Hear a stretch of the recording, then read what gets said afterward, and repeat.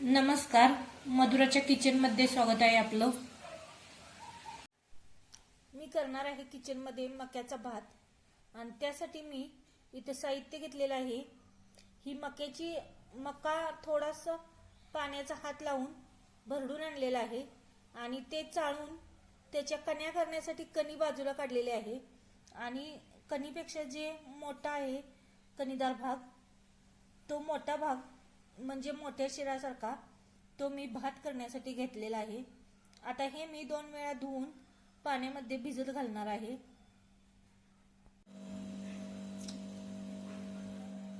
हा आता मक्याच्या कणीपेक्षा थोडासा मोठा असणारा भाग मी 2 वेळा धुवून पाण्यामध्ये भिजत घातलेला आहे आणि हे मी आता भिजत 5-6 तास ठेवून देणार आहे।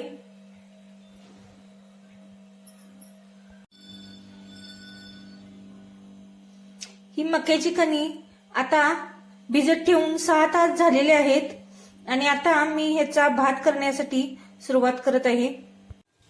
याच्यातलं पाणी मी बेसिन मध्ये ओतून देत आहे।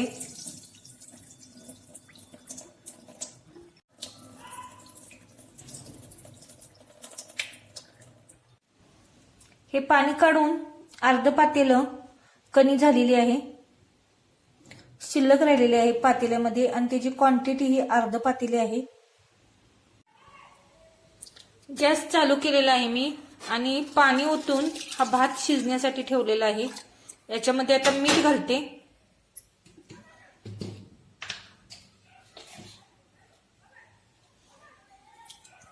मीठ थोडं जास्तच घालायचं आहे कारण ह्या भातामध्ये फोडणीला देताना दही मिक्स करायचं आहे। आता मी हा फक्त भात शिजवून घेत आहे। 20 मिनिट हा भात असा शिजवून घेतलेला आहे आणि आता याला नंतर अजून मी फोडणी देणार आहे। भाताला फोडणी देण्यासाठी मी अर्धी वाटी दही आणि 1 छोटी वाटी लसूण प्लेटमध्ये ठेचून घेतलेला आहे आणि गॅस ऑन करून मी गॅसवरती कुकर ठेवलेला आहे आणि आता मी कुकरमध्ये अंदाजे 2 चमचे तेल ओतत आहे। अगदी थोडंसं तेल मी कुकरमध्ये घातलेलं आहे। कुकरमधलं तेल व्यवस्थित गरम झालेलं आहे आणि मी त्यामध्ये लसूण घालत आहे।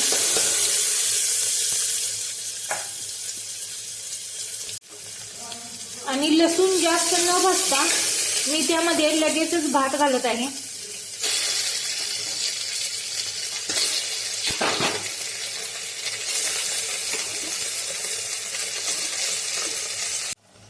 नंतर यामध्ये अर्धी वाटी दही घालत आहे। थोडंसं शिल्लक ठेवते, जास्त झाले असं वाटतंय आणि थोडं 2 चमचे ठेवून अर्धी वाटी मी दही भातामध्ये मिक्स केलेलं आहे आणि परत मी 1 ग्लास पाणी भाताच्या पातेल्यामध्ये गरम करून घेतलेलं आहे, ती मी या भातामध्ये ओतणार आहे आणि 4 शिट्ट्या करून घेणार आहे। हे बघा, हे भाताचं पातेलं जे होतं याच्यामध्ये मी पाणी गरम करून घेतलेलं आहे। हे बघा, ते 1 ग्लास पाणी भातामध्ये ओतून झाल्यानंतर कुकरला मी टोपण घातलेलं आहे आणि आता 4 शिट्ट्या करून घेणार आहे। कुकरला 5 शिट्ट्या करून आता मी कुकर खाली उतरलेला आहे। आता बघूया आपला भात कसा झालाय तो।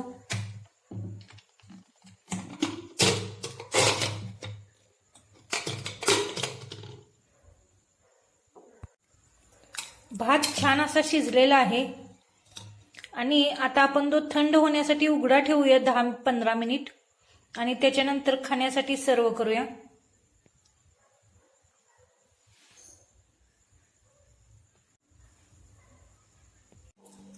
खाण्यासाठी भात सर्व केलेला आहे।